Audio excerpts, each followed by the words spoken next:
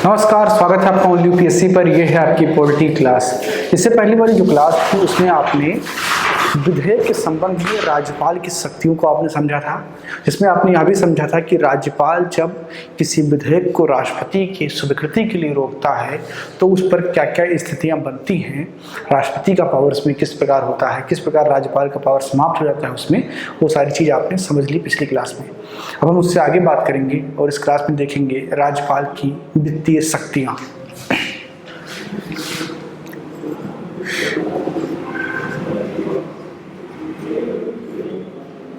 राज्यपाल की वित्तीय शक्तियाँ।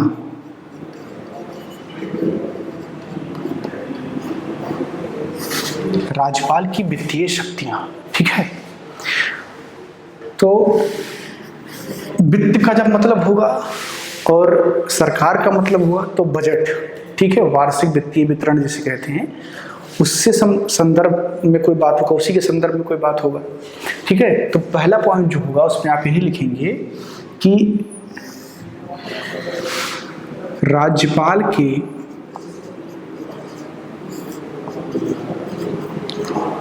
पूर्वानुमति पर ही वार्षिक वित्तीय वितरण वित्तीय विवरण प्रस्तुत किया जाता है।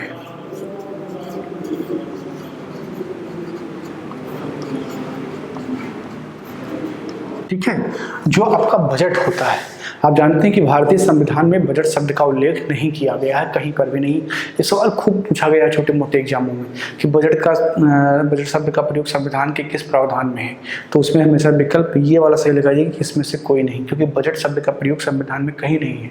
वार्षिक वित्तीय विवरण जो है एक शब्द समूह प्रयोग किया गया है जिसे हम आम बोलचाल में बजट कहते हैं, ठीक है।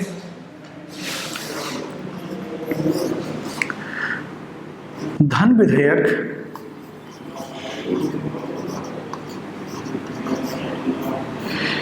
राज्यपाल के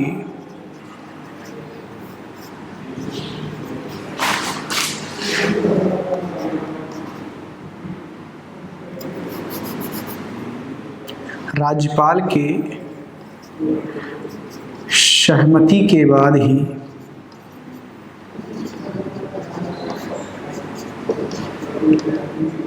विधानसभा में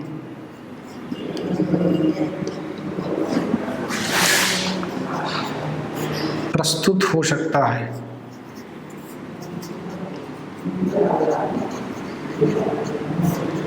यानी कि कोई भी धन विधेयक, जैसे केंद्र में राष्ट्रपति के पूर्व अनुमति पर ही धन विधेयक प्रस्तुत किए जाते हैं, उसी प्रकार राज्यों में भी राज्यपाल की पूर्व अनुमति से ही धन विधेयक प्रस्तुत किए जाते हैं।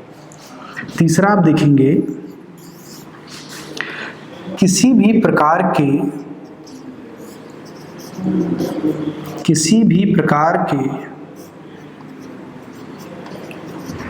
अनुदान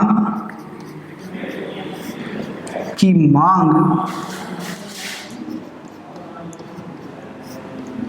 के लिए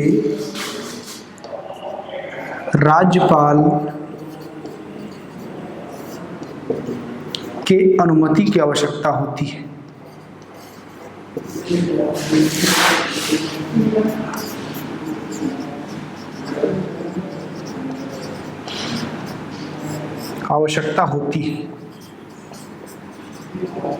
ठीक है, किसी भी प्रकार के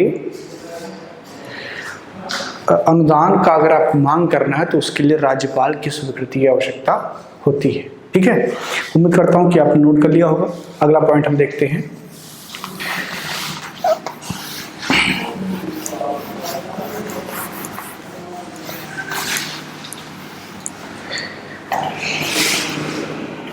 चौथा, इससे कई बार ऐसा होता है कि अप्रत्याशित खर्चे आ जाते हैं।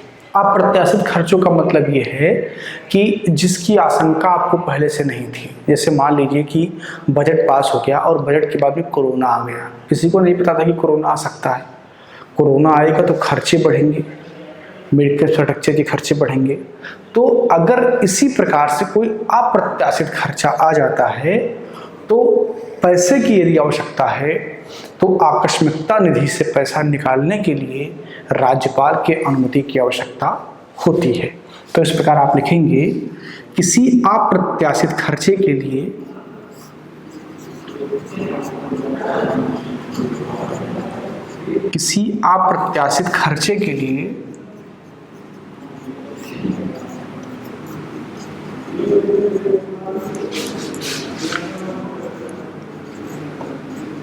आकस्मिकता निधि से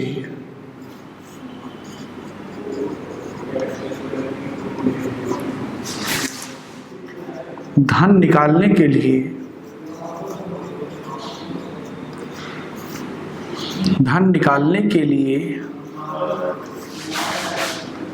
राज्यपाल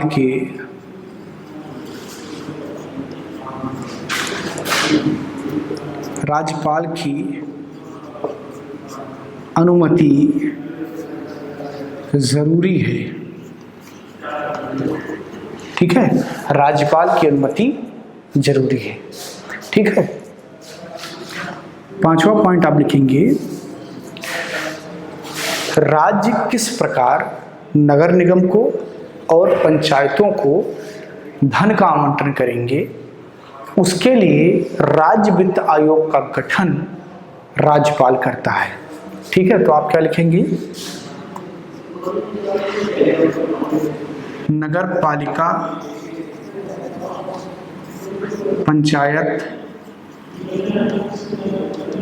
पंचायतों आदि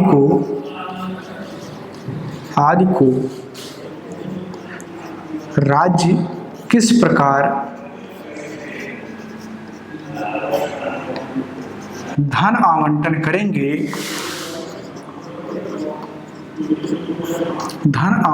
करेंगे, इसके लिए राज्यपाल राज्य वित्त आयोग का गठन करता है।